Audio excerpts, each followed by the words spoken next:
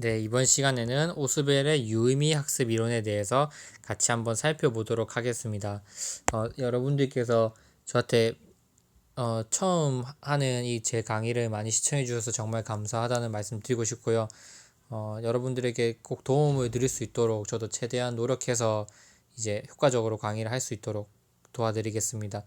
그리고 저는 처음부터 끝까지 모든 수업을 다 올릴 겁니다. 그래서 이렇게 하나하나 세부적으로 이론 강의를 다 올릴 거고요. 처음부터 끝까지. 그리고 일단 제 기준 안에서 중요하다고 생각하는 내용들을 다 올리고 뭐 심리든 사회든 교육학 개론이든 뭐 모든 정영역을 다 올릴 생각입니다. 근데 어떤 영역을 그 다음 순서에 올릴 건지 일단 교수 학습을 시작했으니까 교수 학습을 끝낸 다음에는 어떤 영역을 올릴지는 여러분들이 저한테 해주시면 댓글을 달아주시면 그 영역을 그 다음에 바로 시행하도록 하겠습니다. 그리고 저는 이걸 통해서 하고 싶은 건 뭐냐면 교육학 분야에서 좀 가르치는 거나 이런 것에 대해서 인정을 받아서 저도 이쪽 분야로 좀 나아가고 싶은 그런 생각이 있습니다. 그래서 지금 초기 단계이고 그래서 여러분들이 저한테 많은 피드백을 주시면 제가 그런 부분 고려해서 좀 더 수정하고 좀 나아갈 수 있도록 계속해서 보완해 나가도록 하겠습니다. 그러면 오늘은 이제 오스벨의 유의미 학습 이론에 대해서 살펴보도록 하겠습니다. 지난 시간에 설명했듯이 오스벨은 인지주의 학파의 사람이죠. 인지주의. 가장 쉽게 얘기해서 인지주의 학파들이 생각하는 학습이란 무엇이냐면 인지구조의 변화입니다. 행동주의 학파들이 생각하는 그 학습이란 것은 학습자들의 눈에 보이는 행동의 변화. 하지만 인지주의는 행동 변화가 아닌 인지구조의 변화가 바로 학습이다. 이렇게 주장을 했습니다. 그래서 인지주의 학파는 배워야 할 학습 내용과 학습자가 이미 기존에 머릿속에 들어있는 이 인지구조 이것들이 만나서 학습자 인지구조가 어떻게 변화하는가 이 네모였던 게 더 큰 네모가 되는지 동그라미가 되는지 그게 바로 학습이라고 본 겁니다. 이 말을 조금 더 어려운 영어로 바꾼 것밖에 없습니다. 제가 한번 설명해 볼게요. 제가 지금 드린 이 말씀 학습 과제 측면, 인지 머릿속 내용 측면, 그 다음에 학습자가 이 과제를 바라본 어떤 태도의 측면 이해되죠? 그거를 좀 더 어려운 말로 바꾼 게 바로 바꿔서 설명한 게 오스벨이죠. 여기 보면 첫 번째 학습 과제는 뭐냐? 우리가 배우고 가르치는 내용을 말하는 거고 이것은 위계를 이루고 있으며 지식의 구조를 형성하고 있다. 오스벨도 그러니까 지식의 구조가 나왔으면 바로 무조건 브루너를 얘기하는 것만 아니에요. 뭔 말이냐면 오스벨이 생각했을 때 우리가 배우는 학습 과제들도 다 일정한 구조를 형성하고 있다고 본 거예요.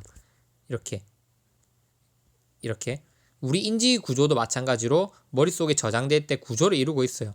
그냥 저장되는 게 아니에요. 그냥 뭐 나열식으로 저장되는 게 아니라 우리 머릿속에 있는 인지 구조도 뭔가 위계성을 이루면서 저장이 되고 마찬가지로 우리가 배우는 학문들도 위계성을 가지고 있는 바로 이 지식의 일정한 구조를 형성하고 있다고 보는 거예요. 그래서 이걸 배우는 건 브루노랑 똑같아요. 브루노가 말하는 지식의 구조, 오스벨도 그거를 배워야 된다고 생각하는 게 맞아요. 이해되죠? 그래서 근데 특히 이렇게 생각해 볼 수가 있어요. 근데 이 우리가 배워야 할 학습 내용이 이러한 지식의 구조가 명확하게 뚜렷한 학문이면 학문일수록 어떻게 유의미 학습, 이제 유의미 학습이 일어날 확률이 높아진다는 거죠. 그러니까 어떠한 내용을 배우냐에 따라서 그 학습이 유의미 학습이 될 수도 있고 유의미 학습이 되지 못할 수도 있어요. 볼게요. 이게 학습 과제라고 볼게요. 학습 과제가 이렇게 돼 있는데 이 학습 과제를 학생들이 배웠을 때 유의미 학습이 일어날 수도 있고 유의미가 될 수도 있고 유의미 학습이 일어나지 않을 수도 있는 거예요. 왜냐하면 뭐든지 그냥 아무거나 배웠다고 해서 그게 반드시 유의미 학습은 아니라는 거죠. 여기 보시면 과제가 논리 위계가 부족하면 유의미 학습이 일어날 수 없다고 돼 있잖아요. 이해되죠?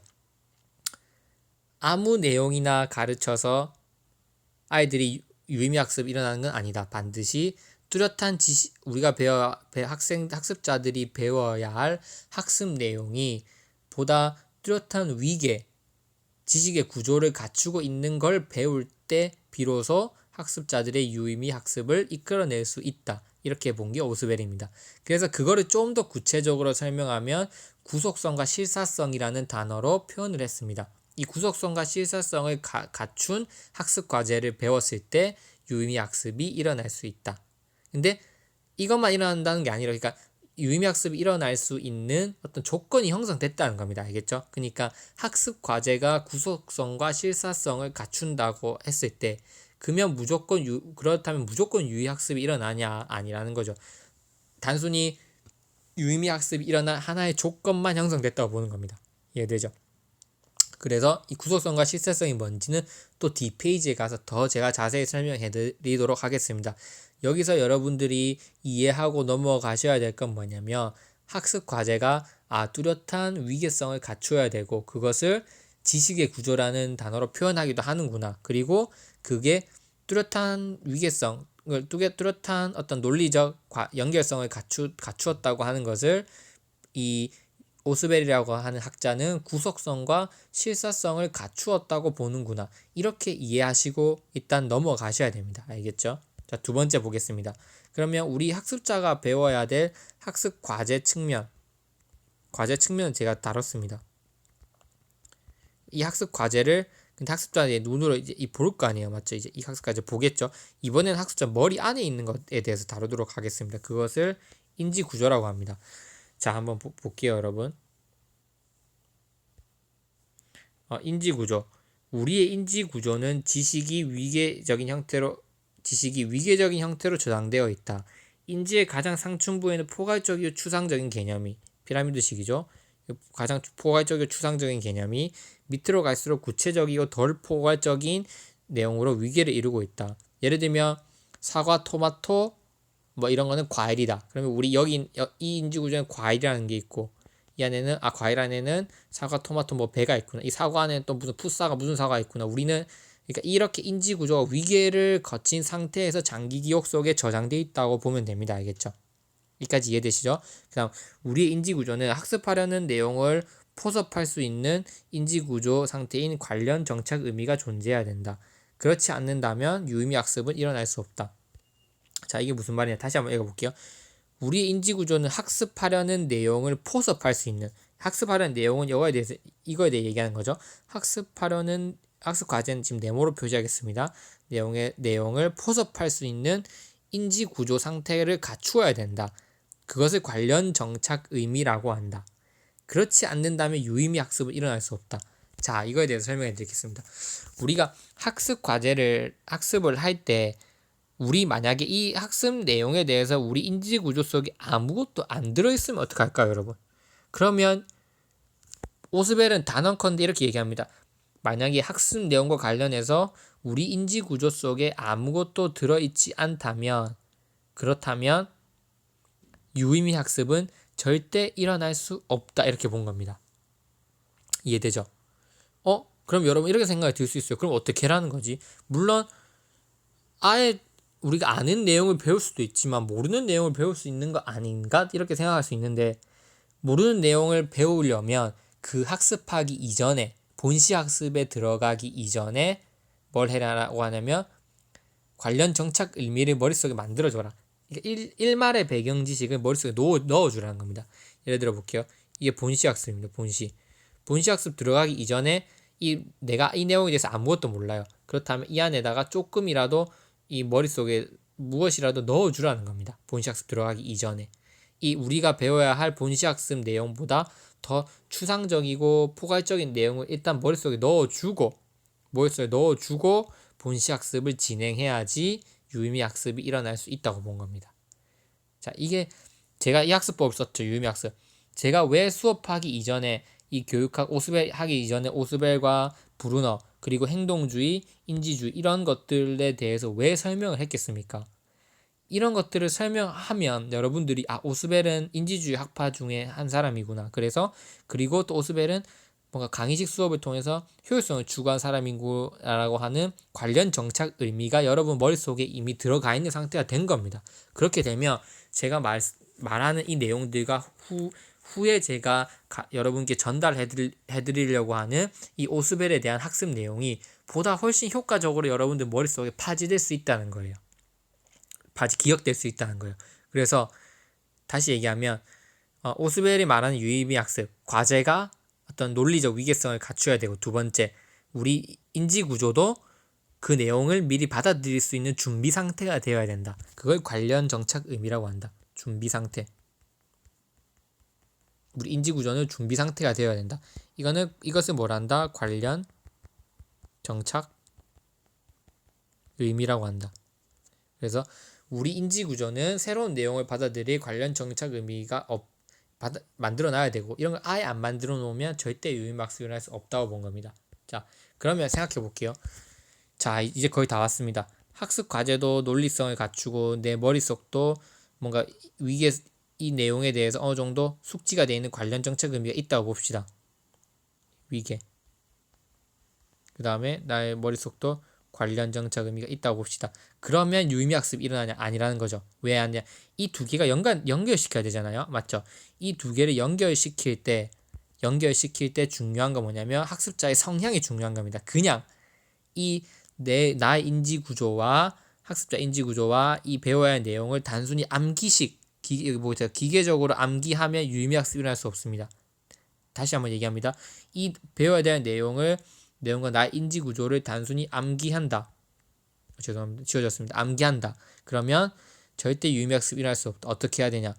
여기 볼게요. 보다 인지 구조 속에 구속적이고 실사적으로 관련시키고자 하는 학습자의 성향, 학습 태세가 필요하다. 이걸 뭐라 그러냐면 포섭입니다. 포섭. 자, 여기 현관표 칩시다, 여러분. 자, 보세요.